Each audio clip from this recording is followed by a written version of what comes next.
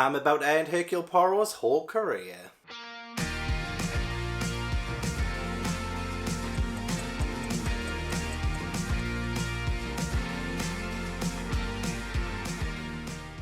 Welcome back to How to Train Your Gavin to Solve Mysteries. This will be my 5th match with Miss Agatha Christie herself, as I have battled my way reading her mysteries for the first time and solving them. Miss Agatha Christie has met her match in me. Slagatha Christie. I mean, literally, have you seen under this outfit? It doesn't leave much to the imagination. I mean, Agatha Christie, more like Agatha Chippendales. I've had many a man Hercule my Poirot in this. I've had many a man miss my marple. No, that doesn't go well. Has anyone seen that clip of Cat Slater from the British soap opera EastEnders, where she says something like, I didn't become a little bit of a slag. I became a total slag. Have you seen that? That's literally how I feel in this outfit. So grab yourself a glass of wine, you're going to need it for this one. Let's go through the Agatha Christie crimes that I have so far solved, and the one that I did not solve. Death on the Nile. Solved. And then there were none. Solved. The Murder of Roger Ackroyd. Solved. 450 from Paddington. Did not solve. Because that book is a pile of shit.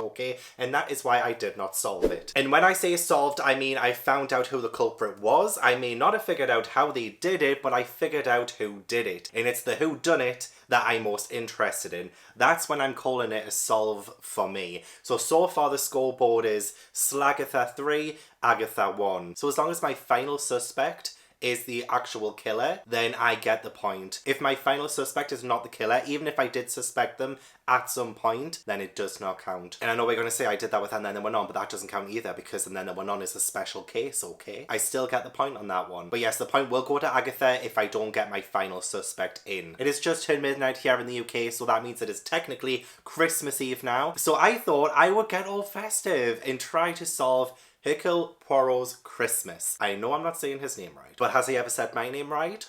I do not know what this story is about yet, or who the culprit is. So we have a job on our hands. This time we blew the whole budget on this episode for the murder board. Now this is by popular demand. The amount of people who have told me, Gav, your last Agatha Christie videos were shite because you didn't have a murder board. And here's me thinking, bitch, you're right. Now, I don't have an actual pointy stick thing, but I do have an empty bottle of wine. So that is what I'm going to do when I need to refer to the board. And I'm keeping it simple.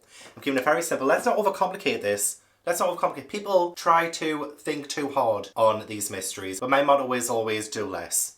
That is my motto. Work smarter, not harder. Also, we're on the top floor of the house, so if it's quite squeaky, if the sound is weird, that is the reason.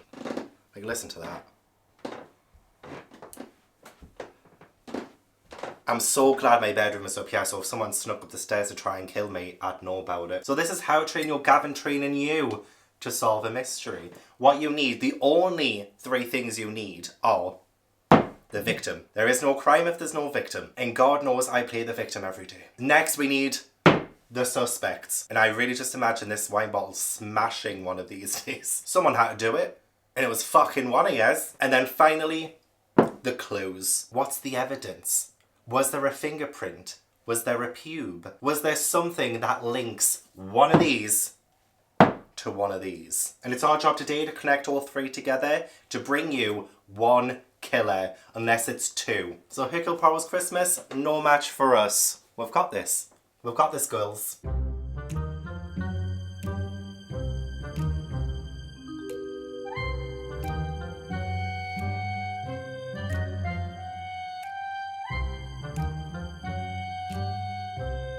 If I stand up, call an ambulance. Right, detectives, were you paying attention? Because I fucking wasn't. Right, what's going on? Right, no one's died yet. Right, so we've read the first part. This is going to be all over the place. I've got my post-its, got my pens, my book, my wine. Where is my wine? Let's run through these characters. Oh, the story as well. I'll tell you about the story. So far, we are following this family. Quite wealthy they are, and the patriarch of this family is bringing everyone together for Christmas. The thing is though, no one really likes him. He's rather awful. He's been a bad dad. In fact, we should start off with him, shouldn't we, with the characters? So let's go all over the place here. He's called Simon, but with an E. He is the patriarch. He contributed to his wife's death as well. Do you mind? Agatha Christie is trying to solve a case here. So he is pretty much hated, let's just write this down, hated by his own kids. He hasn't treated them very well, and he also contributed to the death of their mother. So he didn't treat her right. So I don't know exactly how she died, but one of his children says, he killed her, my father. He was responsible for her dying. He broke her heart. He is the one bringing everyone over for Christmas, and he is stinking rich. We have a motive right there, don't we? No one's died yet, but my money, what little I have of it, is on Simon with an E. So he is our first character. He wasn't the first introduced, but he is the catalyst, I believe, of the plot of this story, with him bringing all of the family together for Christmas. Oh my gosh, my cats are like fighting. My cats are fighting on the bed. Are you seeing this? Unprofessional. Oh. Carry on. They're going to be so noisy throughout this entire thing. Please bear with. It's Take Your Kids to Work Day. So yeah, Simon with an A wasn't the first person we met, but he is the catalyst. The first person we actually meet, and I don't know if he is actually going to be important or not, but he is probably still worth mentioning, and that is Stephen. With a PH. I'm a little tipsy. So my writing is all over the place on these post-its. I don't know why anyone wanted a murder board. We all knew I was going to drink Agatha Christie with wine. Gonna have to roll with it.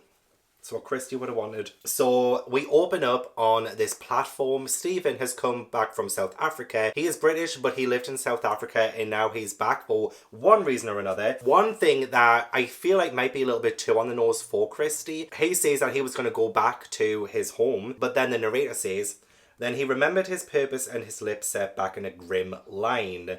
No, by hell, he'd go on with it.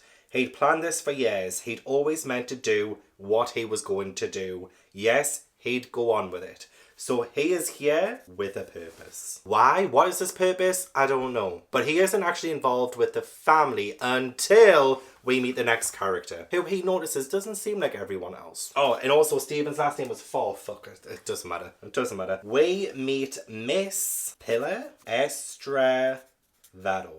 She is originally from Spain, but she does have a connection to this family because when Stephen sees her luggage, it seems that she's going to Gorston Hall, Longdale, Adelsfield. And he knows that place, so maybe he is somehow connected to this family, or at least he knows about them. So it is revealed a little bit later on that Miss Pilar is actually the daughter of one of the daughters of the patriarch of the family, called Jennifer. So Jennifer is her mum. However, Jennifer, her mum, died a year prior and the family have never met Pilar. They have never seen her, know what she looks like. So that is a very messy family dynamic right there. So there we go. She is on her way to this family estate. And then we meet Alfred Lee. Alfred Lee, he is the one who is a bit of a suck-up to his dad, and he's married to Lydia. I'm just going to give you the basic facts of these characters so that I can get these on the murder board.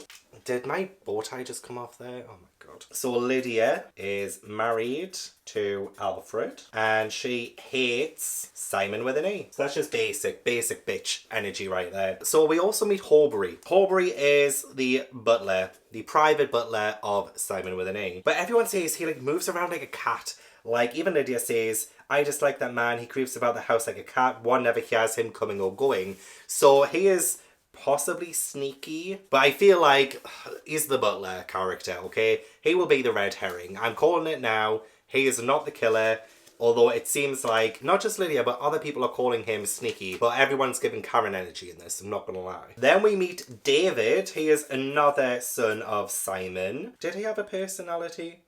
No. Oh yeah, he really resents his dad. He's the one who we find out through him about his mother's death. So I feel like he probably holds the biggest grudge. So I'm just going to write that down. That could be important. Or I could be singing things. Hilda Lee, married to the Muffin Man, the Muffin Man, the Muffin Man. Married to, what's his name again? David. I've already forgot him. He's given Ferry wipes with his fingers energy him. And she says, no, she doesn't. No.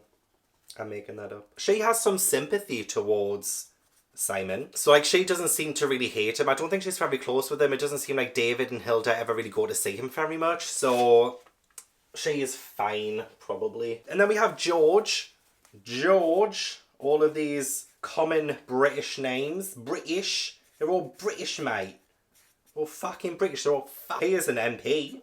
That could be important. Oh, he says something really fishy. He says something really fishy about his dad. I still don't know who dies, but my money is on the dad. But he says something fishy about the dad. So let me just write fishy thing about dad.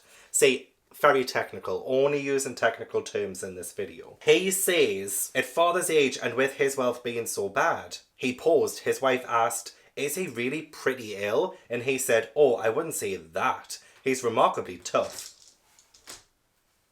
All the same, since he wants to have his family round him at Christmas, I think we are quite right to go. It might be his last Christmas. Now, obviously, he is getting older, so that is probably a general concern, right? However, it's the way that he says, oh, I wouldn't say that, when she asks about his ill health. Because he doesn't really seem to be in ill health. He just seems to be getting older. So the fact that he emphasizes the word that. But that is one of my biggest clues so far. Magdalene is his wife. And she seems to be hiding lots of cash. She has lots of cash. Cascades of bills came tumbling out from a flap she rummaged in various pigeonholes. Or something like that. And she seems very interested in the fact that Simon is very rich. Is that everyone? I think so, yeah. We have Simon. He reveals that Pillar is coming and that she is Jennifer's daughter. Oh, hang on, right. Last character. Stay away from me, wine. Last character who we actually haven't met. He's just been mentioned. But we have an estranged son. I know, the plot thickens. The plot thickens. Harry. He's called Harry. Of course he's called Harry. He apparently treated everyone poorly before he left. And people just assumed he was dead. I need to know more about that. And when George is talking to his wife Magdalene, he accidentally says Harry's name and she asks who is Harry. And he says, my brother. And she says, I never knew you had a brother. So we don't talk about Harry, no, no, no. So those are all of the characters. Let's put them on the board. You little bitch. You jumped straight into my seat, didn't you? Didn't you? Absolutely no shame in your game. Right, okay. Oh, hang on my wine. We have all of the characters we've been introduced to. That was a really horrible sound. Plus it's like 1 o'clock in the morning now. So we have Alfred, the stuck-up son. We have Simon with an A, the dad who I think is going to die. We have Lydia, married to Alfred. Miss Pilar Estrivados, from Spain, the daughter of the dead daughter who the other people haven't met yet. David holds a grudge against his dad for the death of his mother. Stephen with a PH. British, but we only met him the once, and I don't think he's related to the family. Hilda, married to David. Horbury, the butler, who everyone says is like a cat. George, MP, and he said some fishy things about his father. Magdalene, married to George. And she's an interesting character because what is she hiding? A lot of cash. That's what she's hiding. And finally Harry, who we have not yet met, but he is estranged. And he is coming home for Christmas. So one of these bastards is going to be the killer. And one of these bastards is going to die. Let's continue on. Let's see who bites the dust. I'm your basic average sleuth, and I'm here to raise the roof. You can't stop me cause I'm Agatha Christie. There's been a murder. There's been a murder. Quick! Quick to the murderboard. It is the next morning and I have my official Christmas Eve pyjamas on. Even detectives have Christmas traditions and I wanted to feel a bit more comfortable. But I still have my detective cap on because we have just encountered the murder. I'm gonna put the coffee down any minute now. And just as I suspected, Simon with an E, and he got it good. So let me bring you up to speed. I'm on page 82. I stopped halfway through a chapter. Who's the real scum here, me or the killer? So Simon Lee has been found with his throat slashed in his study with the door locked, and the windows also pretty much locked. There's one that they say cannot be opened, but there's something about it I'm just a little bit like, kind of not, So this is the scene, We currently have Tressilian, who actually I need to add to the character board. He is, I think, either the footman or the butler. So let's add him into the suspects list. He first heard the noise from overhead, a crashing of china, the overthrowing of furniture, a series of cracks and bumps. He then hears screams, and the first two people who are there at the scene are Stephen with a PH. So I will put first on scene. And then also Mrs. David. So David's wife, Hilda, she just called her Mrs. David, didn't refer to her by her first name. But she was also first on scene. So they break the door down, it's the only way, and they get Alfred to also help. The hinges splintered and the door sank, shuddering from its frame. For a minute they stood there huddled together looking in, and then that's when we see the scene of the crime, and we have poor Simon with an A dead. So that is our victim. However, we still have another character we have to add to the suspects list, because we met him just before this whole thing happened, which in my eyes is extremely suspicious. Superintendent, I don't know how to spell it, Sugden.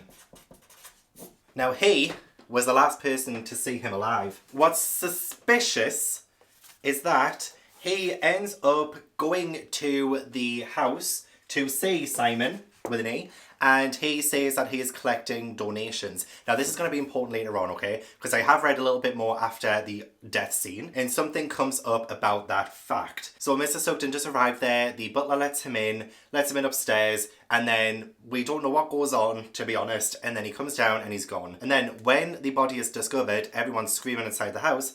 Superintendent Sugden had rang the doorbell 3 times. Finally, in desperation, he pounded on the door, and he is there at the scene. Now that's very quick. However, again, there is something interesting that comes up a little bit later on. So Superintendent Sugden goes into the room, and he sees that Pillar has picked something up off the floor. So she seems to be tampering with evidence. What's also interesting with Pillar is that the body of Simon, his throat was slashed. Now flashback to our first meeting with Pillar, and Stephen Farr asks her what she would do if she ever had an enemy. A very random question, by the way. She says, then I would cut my enemy's throat like this, and she made a graphic gesture. She pre-mentioned slashed throat. Trying to make sure I don't get the actual pen on the wall. So she is probably one of the top suspects right now, okay? She's probably one of the top suspects.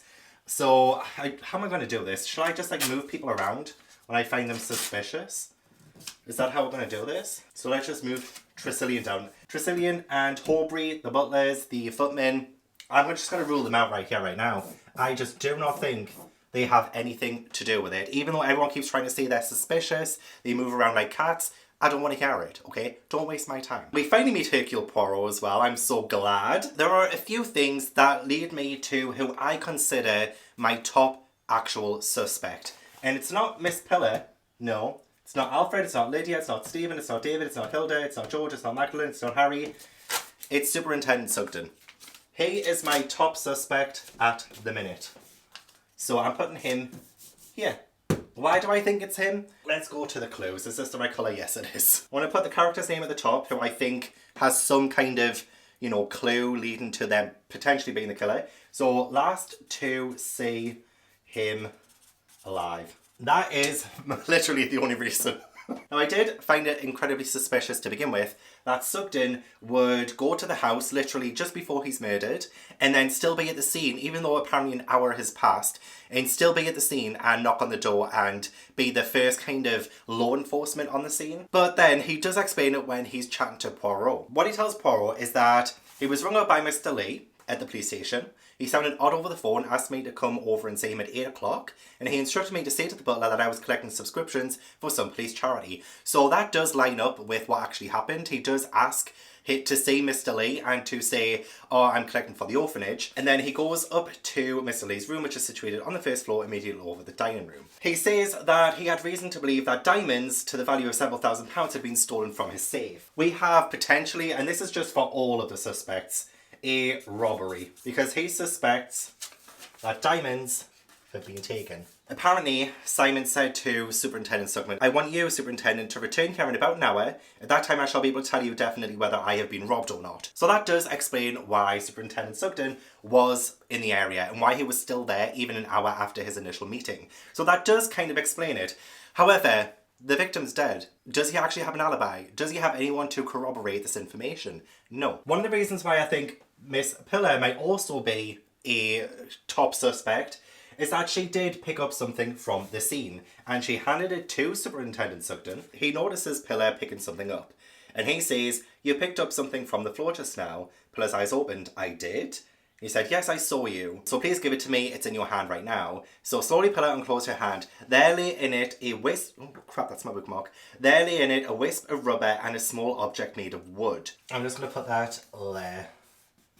In Pillar, who has apparently come over to see her grandfather for the first time, she seems to be okay and fine well off, you know, she doesn't seem to be poor. However, there is potentially some kind of robbery diamond thing, like, you know, something to do with the money that might have taken her interest. So this could be a motive. That could be a motive for Pillar. And she did previously mention that if she had an enemy, she would slash his throat. Now, one of the reasons why I also think it might be Superintendent Sugden is that Poirot says something very interesting before he's even met him. He says, there is at Christmas time a great deal of hypocrisy.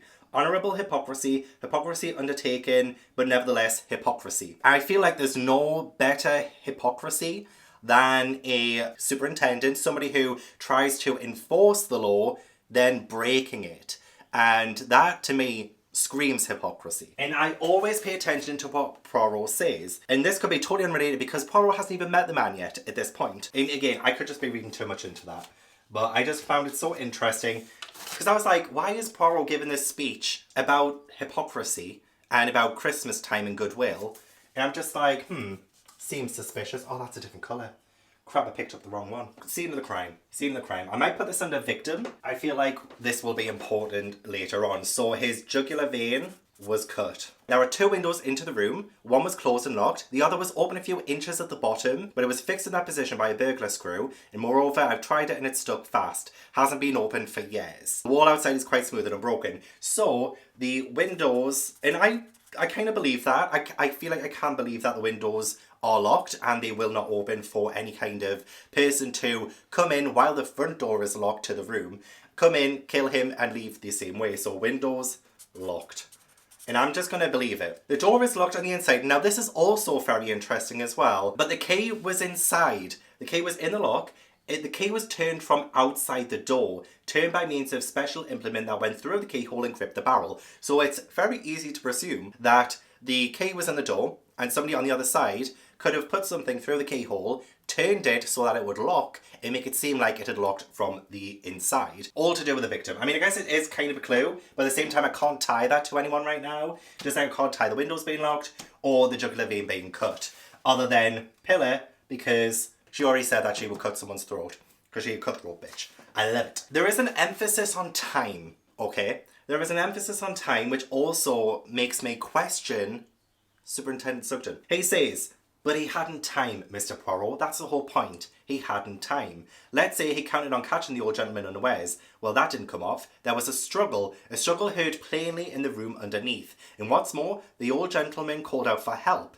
Everyone came rushing up. The murderers only got time to nip out the room and turn the key from the outside. So that would mean that it is very possible that potentially Stephen, wherever he is, why can't I find anyone? This is supposed to help. Stephen and Hilda, 2 of the people first on scene, would be the one to have done it, quickly closed the door, locked it from outside, and then banged on the door and pretended that they were there trying to get in. I want to write Stephen and Hilda, with them being first on scene, they're the ones who had time to lock door. Now, I'll put it over here, because there's part of me that's thinking maybe Stephen and Pillar are working together, potentially, because they did meet on the train first, and they seem to act like they didn't know one another. It could have just been an act. You know, this has probably happened before. I think it's happened before in a Agatha Christie novel where people have acted like they didn't know one another to throw off the scent.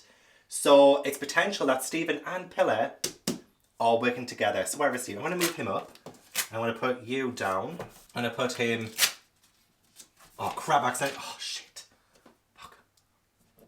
So that is another theory. Could be Pillar and Stephen working together. It really could. However, again, Superintendent Sugden mentioned time. And what I'm thinking is, with this emphasis on time, Superintendent Sugden had an hour from when he first saw him to when he comes back to the house. However, it didn't indicate how long Superintendent Sugden was actually in the room with him. And there's a huge red flag going for me during this part, page 81. And this is Poirot, he's at the house and he's inspecting the scene, and Sugden is with him and he's telling him all about this thing like, oh, the murderer doesn't have time to get out and stuff like that and lock the door, blah, blah, blah, so it would have to be a family member.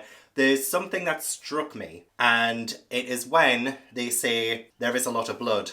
A lot of blood. And even Alfred's wife had said when she first saw the scene, who would have thought the old man to have had so much blood in him? The words of Lady Macbeth. And even Poirot says, there is too much blood. And Superintendent Sugden, he seems a little bit nervous when he delivers this line. He says, does that suggest anything to you, Mr. Poirot?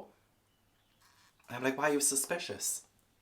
Why did you say that, And I know it's just a word, but he says, does that suggest anything to you, Mr. Poirot? I'm like, why does this make you nervous? Why does the idea that too much blood makes you nervous, Mr. Sugden? Too much blood. And with there being too much blood, that makes me think, again, to the detriment, which I don't know if that's the right word, to Mr. Sugden, is that I think the whole thing was staged. That would explain so much of how there was so much time for the murderer to get away, right? I feel like it would be too obvious for it to be Stephen or Hilda because they were the first on the scene. It would be too obvious, right? And I feel like it's also really obvious if it was Sugden, because again, he went to see Simon, potentially the last person to see him alive, right before the murder happened. Like, he mysteriously came to the house, left, he gets murdered, comes back, but it's giving me deja vu. There's a part of me that's like, it's not Superintendent Sugden. Because again, this is giving me deja vu to a previous Christie crime novel that I did solve. And I'll not tell you which one that is because that would be too obvious and I'll give it away. I'm not going to spoil it for you. So I don't know if she would pull the same shit again. However, she could. She could be trying to get me off the scent by doing the same kind of thing she did in the last one that I read. Not the last one I read, because the last one I read was 450 from Paddington. One of the previous ones I read in that big Agatha Christie blog I did. But I just feel like the too much blood is a huge thing for me. It's a huge red flag. And the fact that Sugden says on page 81, does that suggest anything to you, Mr. Poirot? Because it goes in line with what a previous character did with Poirot in a previous one. That was a huge red flag for me as well. And I turned out to be right. And especially considering Superintendent Sugden has been very prim and proper beforehand.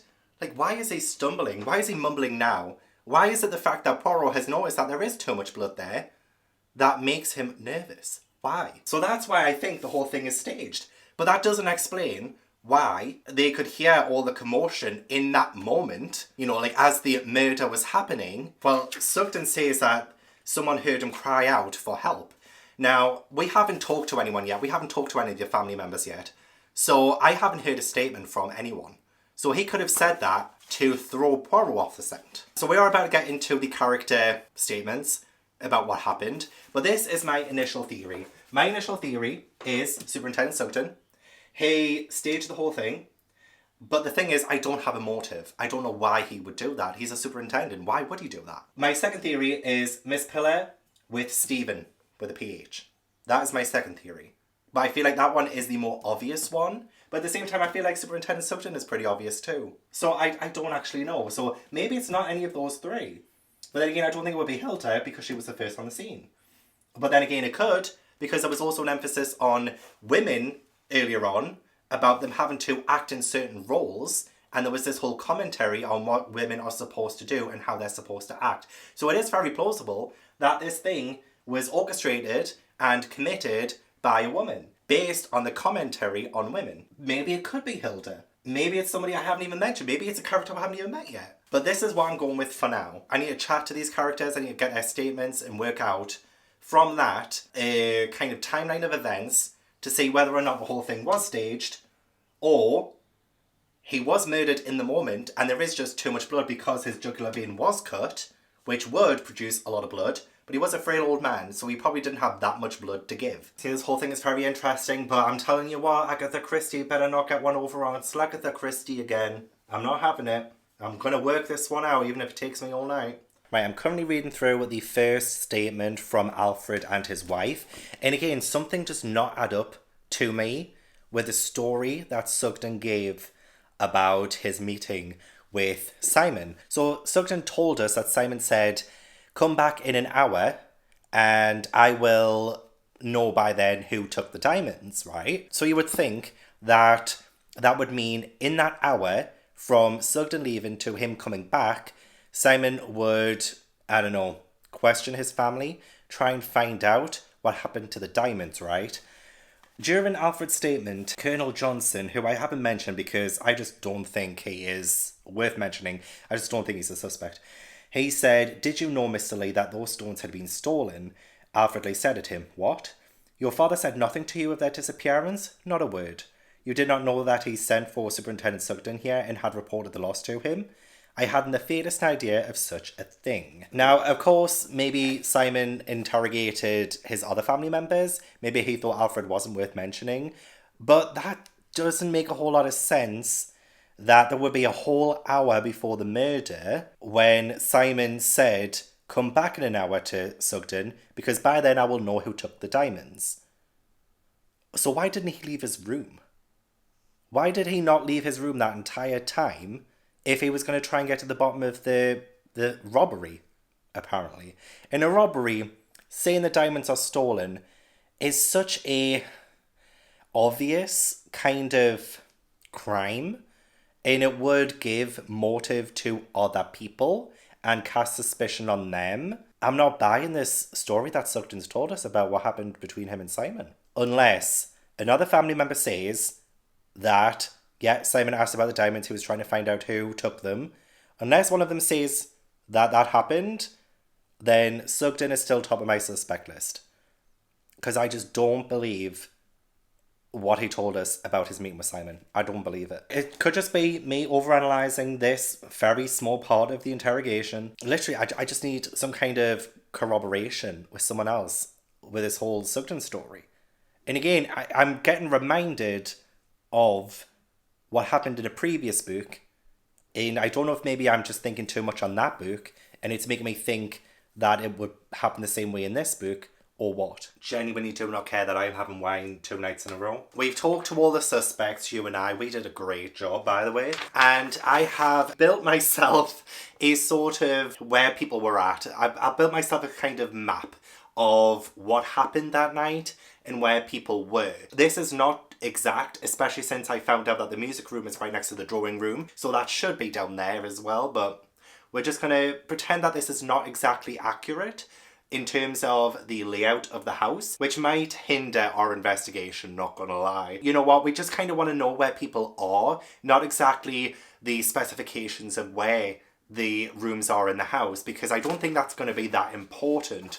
I just want to know who is where. We obviously have Simon in his own study upstairs, and he is dead. So, yep, the victim's up there. Now, we found out through our investigation of each of the family members, of the footman and the butler, as well, where people pretty much are. In the dining room, we have Alfred and Harry. Now, they were confirmed to definitely be there because they were kind of, well, almost each other's alibi, but also were seen by Trillian. I've wrote Trillian on there, but his name is Tricillian. I blame the wine. Can you really trust a detective who's drinking? Probably not. However, it did help me in my very first case of Agatha Christie, so we'll see how we get on. But anyway, yes, so also Lydia was confirmed by Tricillian too. So I'll put a tick next to them because I genuinely do think that they were there at the time. Now, in the music room was apparently David and his wife. Now, Tricillian did hear David play the piano. However, it could be anyone really. He heard him, but he didn't see him, you know? So David and Hilda are kind of up in the air at the minute. So I'm not 100% sure if they were actually genuinely there. They are each other's alibi, But of course they're married, so of course they're going to be. In the study, now this is where it gets interesting. George or Magdalene were in the study at the time. Both of them had the same alibi, that they were telephoning at the time of the alleged murder. And it was mentioned, George Lee was telephoning when he heard the scream, his wife was telephoning when she heard it. That doesn't fit, it doesn't fit at all. And when Magdalene says it as well, it seems a little suspicious. She says, I think I was in the drawing room. Aren't you sure? Magdalene's eyes flickered a little. The lids drooped over them. She said, of course, how stupid of me. I'd gone to telephone. One gets so mixed up. And I mean, Charlie, when you hear somebody dying, you would know where you were. I'm more inclined to believe that George was in the study telephoning at the time, whereas Magdalene is unsure. She does have, let's have a look. Let's just refer back to my board. Yeah, she's very interested in money and she is hiding cash. So she is a little bit sketchy. In the ballroom, apparently is Stephen. Nobody has confirmed this.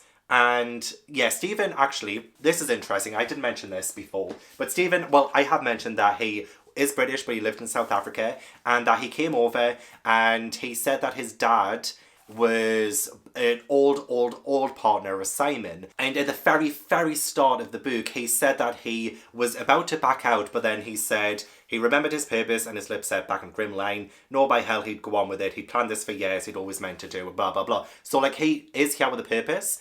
And it could just be the fact that he wanted to see him because he knew his dad. However, what is interesting is something that Simon said to Pillar quite early on before his murder. Oh, okay, yeah, so he's talking to Pillar and he said, I waited once 15 years to get even with the man who'd done me an injury. That's another characteristic of the Lees. They don't forget. They'll avenge a wrong if they have to wait years to do it. A man swindled me. I waited 15 years till I saw my chance, and then I struck. I ruined him, cleaned him right out. Pillar said, that was in South Africa?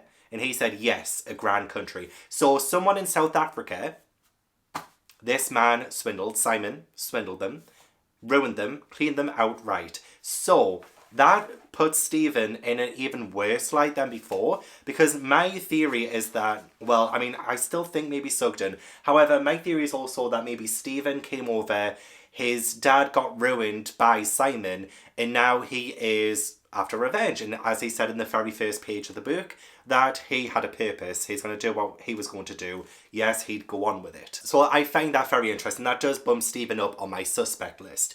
Pillar, she said she was in her bedroom doing her face at this time. She was apparently in the drawing room and then she went up to the bedroom. There's no one corroborating Pillar at this time. Horbury, he's at the cinema during all this time and I have no reason to disprove him, to doubt him. He does lie about something during the interrogation, that he knew the diamonds went missing, but he pretended that he didn't know. But I just feel like he's just covering his back. He is a butler / footman, so like obviously the finger of suspicion will point to him. So I have no reason to suspect him.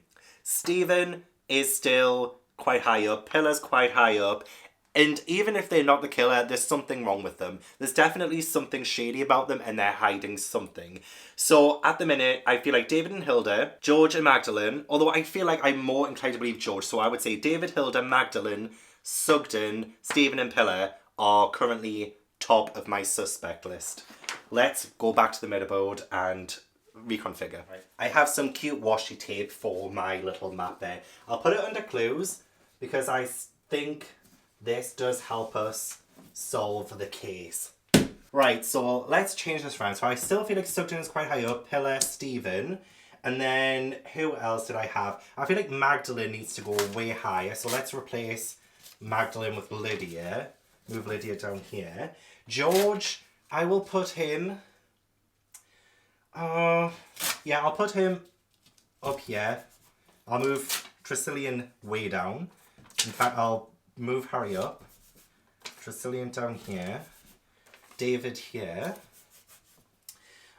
Hilda as well. Yeah, I feel like I can keep Hilda there. Although, again, I do feel like David is less likely than Hilda. And I'll tell you why in just a second. David, Horbury does need to go down on the bottom.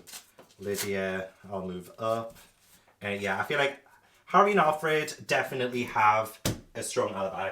So I'm going to cross them two out. And Lydia as well, I will cross out. I might come to regret that decision, but I do feel like these people here are definitely my 1, 2, 3, 4, 5, 6, 7, my top 7 suspects at the minute. I am recording, yes, thank God. Now, there was something interesting, I mentioned this earlier too, about women and their roles in this society and the commentary on them. So what was interesting, something that I missed myself, so it's a good job I'm working with Poirot on this one too. And that is about Simon being a really weak, fragile old man. And yet somehow, they keep referring to him as an invalid, so he can't move around very much. And yet he says that there was a struggle. There was a big struggle, a big commotion, and then Simon was dead. So that means he put up a fight. So they are saying about Stephen, right? Where is he? Stephen. They are talking about Stephen at this time, and they notice how big of a man Stephen is, like he's quite strong. And they're talking about strong people in general, I guess. And he says, if Farr decided to kill the old man, he could have done it in a minute. Simon Lee couldn't possibly have put up that fight against him. Can one believe that that frail old man and that magnificent specimen of humanity struggled for some minutes overturning chairs and breaking china? To imagine such a thing is fantastic. Colonel Johnson's eyes narrowed. You mean, he said, that it was a weak man who killed Simon Lee? Or a woman, said the superintendent. That is interesting, because if there was a struggle, and again, a huge part of me thinks this was staged, so I'm not going to rule out anybody at this current time. I'm not going to rule anyone out. But it is interesting to note that there was apparently a struggle. So somebody who could have just been a little bit stronger than Simon, but Simon had enough strength to defend himself, means that it had to have been somebody who was more weak than him. So that is a big clue. That's right on the board. So the fact that there was even a struggle against somebody who was apparently as weak as Simon is a clue. I do feel confident about striking all of those people out. David, he did have murder in his eyes. It was described by, was it maybe Magdalene or Hilda? I think it might be Magdalene. She said something about David looking like he would murder him when Simon mentioned a bad word about his mother. So he does hold this big grudge. George did say some fishy things about his dad. Hilda, she was one of the first ones on the scene. And where was Hilda at this time? Hilda was apparently in the music room with David. So why wasn't Hilda with David outside the room, but she was there with Stephen? So Tresillian, who had heard the noise from overhead, so he must have been, I think, in either the dining room or the drawing room at the time, ran out into the hall and up the broad staircase. Mr. Farr was there already with Mrs. David. So it definitely was Hilda and Stephen. They were the first ones there. But if Hilda was in the music room with David, wouldn't she have arrived at the same time as David, or even just a little bit behind him? How was she there first, before him, if she was with him in the music room? That doesn't add up to me. So I'm going to put Hilda above Magdalene, because obviously her alibi is false. But then again, obviously Magdalene's alibi is false. So I think these two are quite interchangeable. I'm going to rule David out. I'm going to rule David out in this moment in time. And I need to find out if his alibi is definitely in the study. Was he actually telephoning? Where is Sugden? I mean, he says he's outside, and yeah, he does ring the bell, but at the same time, when did this crime actually occur? Because again, I'm thinking it was staged. And there's too much blood. He did something in that room before he left.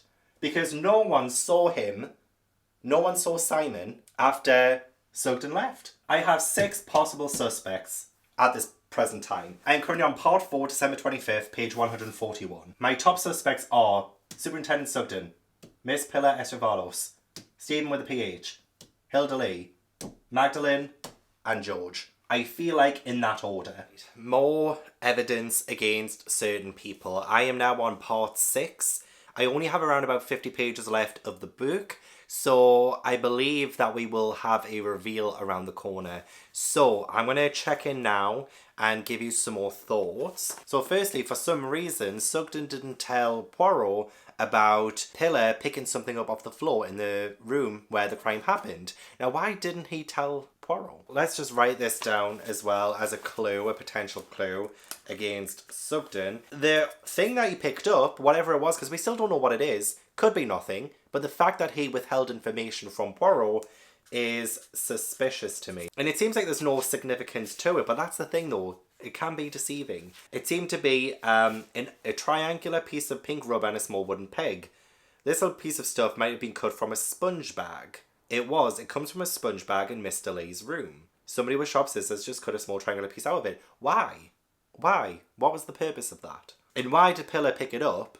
And why did Sugden take it off her and not tell anyone about it? That's the question.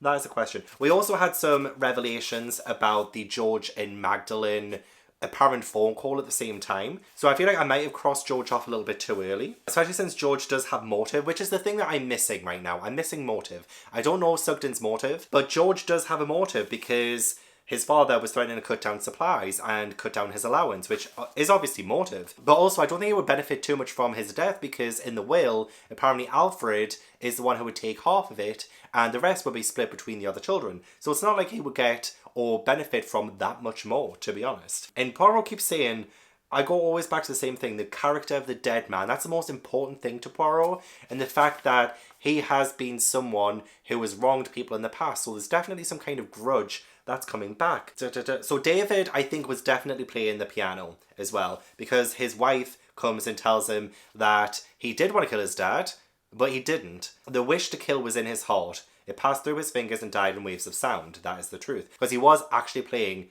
Dead March, which is a song. Okay, let's go next to the fact that the diamonds were found, which I think is just a total distraction from the actual case. I think this whole diamond malarkey is just a cover. I feel like there's nothing important to it. They were taken from the safe and put outside in the garden representing the Dead Sea, which is catered by Alfred's wife. But I genuinely think that's just a distraction, trying to distract me. I don't think so. Absolutely nothing gets past me. George apparently called at 8:59, but it was terminated at 9:04, and Mr. Lee was killed at 9:15. So there's a whole 11 minutes after the phone call ended that George is unaccounted for. However, we have this interrogation with Magdalene, who said she was also on the telephone, but that comes out that it actually wasn't. She runs out of the room, and then she comes back in the room and tells them in confidence that she was actually hiding in the closet under the stairs because she wanted to make a telephone call to a man. Who this man is, we do not know.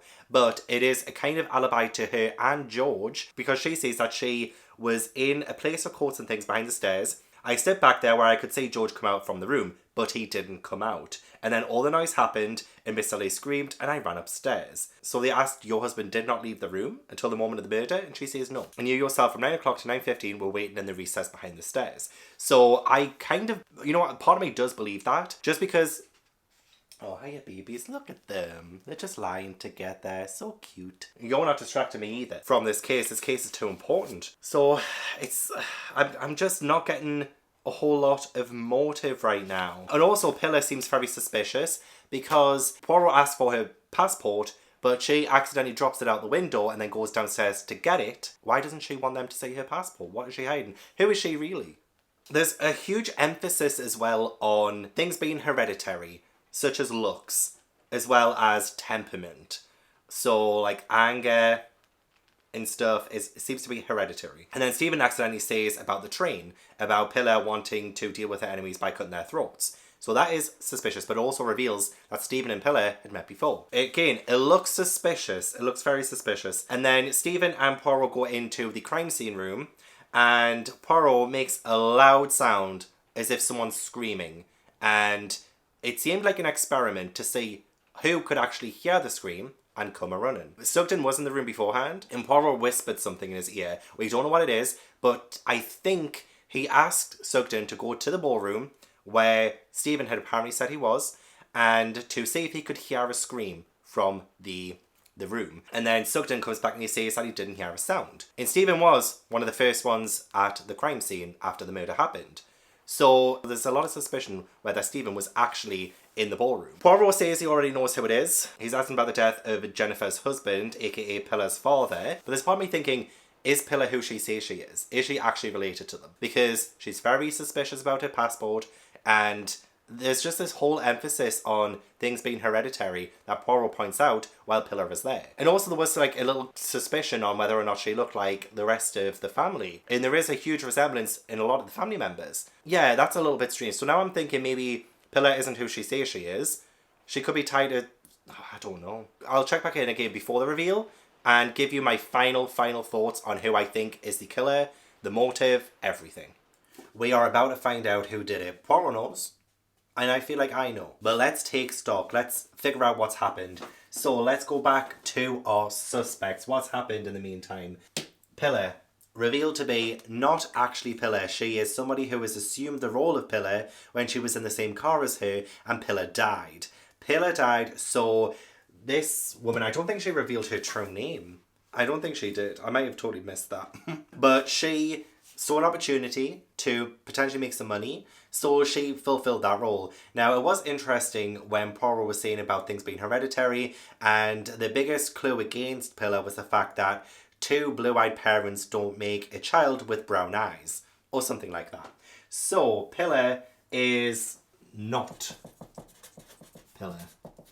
And what is also interesting is that when I said I thought Sugden had went to the ballroom to see if he could hear a scream from there, turns out Sugden actually went to Pillar's room. And it turns out that you cannot hear the scream from Pillar's room. So she did not hear the scream. So it turns out that she was actually outside the room, but she saw who she thought was a woman outside the room, and she hid among the statues. Obviously, she's looking very, very suspicious right now. Stephen, good old Stephen with a PH. Stephen is also not Mr. Farr's son. The son of Ebenezer Farr died 2 years before. Stephen, his real last name was Stephen Grant.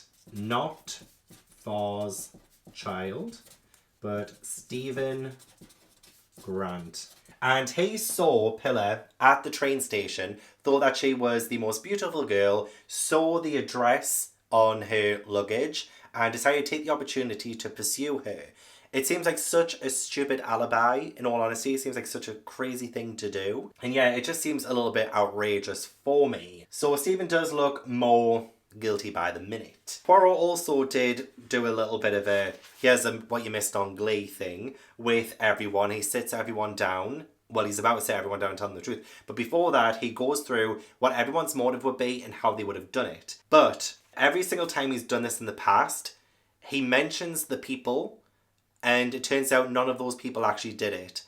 And because of that, I feel like I have to rule out Magdalene and George and Hilda as well, actually, because he wouldn't do a reveal. He wouldn't give a dramatic reveal before the reveal. Like, he wouldn't have said that this person could have done this and then later reveal it. So I feel like just working out Agatha Christie's writing style helped me with that. I'm telling you, I'm getting deja vu. I am getting deja vu back to a Christie story that I've already read. We are about to get a reveal, so I need to give you a definite killer. Right, with Sugden, something very strange happened. So Poirot has been questioning about his mustache. And it's been very odd. I never mentioned it because it just seemed a little bit odd. But Poirot asked about Sugden's mustache. That's all fine and well. And then a little bit later on, he buys something and sends it to the family, and they open it and it's a fake mustache. Why did he send that fake mustache? And the emphasis on looking like your family, is Sugden wearing a fake mustache to cover the fact that he could potentially be related to them? To hide the kind of likeliness to being related to them? I don't know. It doesn't make sense to me. I still don't have a motive. Why would he do that? There's a part of me that's thinking he is potentially related. It's the only reason why he would put on a fake mustache. Why didn't he tell Poirot about the thing that Pillar picked up? Even if it meant nothing, he still hid something from him. Why did he question Poirot when he realised that there was too much blood for one man? I mean, my theory about the whole thing being staged is true, but at the same time, Pillar said she saw a woman outside the door. So I can't exactly work out how he did it, but we have the fact that he is the last person to see him alive. We have the fact that we had that whole hypocrisy thing. Too much blood. Staged. Withheld info from Poirot. The struggle, that could have been staged. That could have been staged. The robbery, to me, just seems like a total distraction. Now I don't think it's Stephen with a PH. Yeah, he says, and I kind of believe him, that he saw this beautiful woman and he just decided to follow her because he wants to court her. As weird as that sounds. So I'm left with Sugden and Pillar. Those are the only two people left. Unless Simon. with an E. Maybe he staged the whole thing. He did say at the end of one of the paragraphs, or one of the end of the chapters, he says to the diamonds, "You're mine, my old friends. We know a thing or two, you and I. I'm old, they say, and ill, but I'm not done for. Lots of life in the old dog yet. And there's still so much fun to be got out of life. Still some fun." He could have staged the whole thing to make it look like somebody murdered him. But the murder weapon, he could have slashed his own throat and hit the murder weapon. What was he talking to Sugden about? Maybe he got Sugden involved. Maybe he appealed to Sugden's greed and said, "I will pay you this amount if you kill me." But why? Why would he do that? Why in the world would he do that? No, it's definitely cold-blooded murder. I don't think Simon had a hand in it. I just can't figure out why Sugden would do it. Unless he's related to him. And he did say something about being wronged. And I don't think Sugden has been a superintendent there very long, because he did say something about not knowing people, but he knows of them through hearsay. So it seems like he probably wasn't a superintendent there very long, because otherwise he would have had a closer relationship. Right, I'm going to read on. But I don't know if I'm going to, because I don't know if I'm making any sense, but I think I'm going to rule out Pillar. And my final suspect is Sugden. I don't know why I did a line like that. That doesn't help. I'll just circle it then. Sugden. I feel like Sugden is my number one prime suspect. And I feel like the whole thing was staged and he's somehow related. Right, I've had to top up my wine. Right, let's do this. There's just a lot of focus on resembling him. I'm convinced that the murder was committed by a person closely connected with the dead man from a psychological standpoint. See, the fact that he's not even mentioning Sugden at all while he's going through all of these possibilities makes me think it's him even more, because he always seems to avoid pointing out who the killer is because he loves the dramatic effect. And he's not even being mentioned, and I'm like, why isn't he even being questioned? Because he did see him before he died. What is going on? But then again, it could literally be one of the family members. Yeah, literally, I agree, Poirot. He's saying that the whole thing seemed unreal. You know, the overturned chairs, the whole setup of the whole thing, it seems too unreal. And yet, surely no one in their senses would stage such an effect if it had not really occurred. But such an idea was unconvincing, since the noise of the furniture would give the alarm, and the murderer would thereby have very little time to make his exit. Yeah, there was no reason for them to think that the door was locked, because they don't make it look like a suicide. Now he's questioning Sugden, and why he was asked to return an hour and a half later. Why? If it's because Simon suspected his granddaughter or some other member of the family, why does he not ask him to wait downstairs when he has his interview? Straight away, yeah. That's what I'm saying, why was that whole hour before him coming back spent doing nothing? Yes, exact. Oh my god, have I made a breakthrough? Because Paul was saying, this thing is all wrong. We are looking at it from the wrong angle. We are looking at it from the angle that the murderer wants us to look at it. We are only pretty much going off what Simon did through Sugden. Just coming in here to say I absolutely love the way that Poirot reveals everything. It's just so fun. Yeah, that's true. Simon Lee said earlier that he had better sons born the wrong side of the blanket. So he does have other sons out there. Wait, hang on. So Stephen is actually related to them? Oh shit, have I got the wrong murderer? But no, that's too obvious. Literally on the first page, Stephen said he had to do what he had to do. That's too obvious. To see the man who was my father. Shit. Oh, Hilda's saying that she was the one who Pillar saw. The woman outside the door. She went upstairs, meant to go to old Mr. Lee and tell him that they were going. Went along the corridor of the room and knocked on the door. There was no answer. Knocked again, a little louder. No answer. Someone was in there assaulting Mr. Lee. I heard tables and chairs overturning, the crash of glass and china. No one had come out the room. Is this some kind of gramophone playing something? Is this was this all again staged? Stephen is not the killer because Poirot says he isn't. You did not kill him, his son killed him. He had other sons. The third man had a moustache.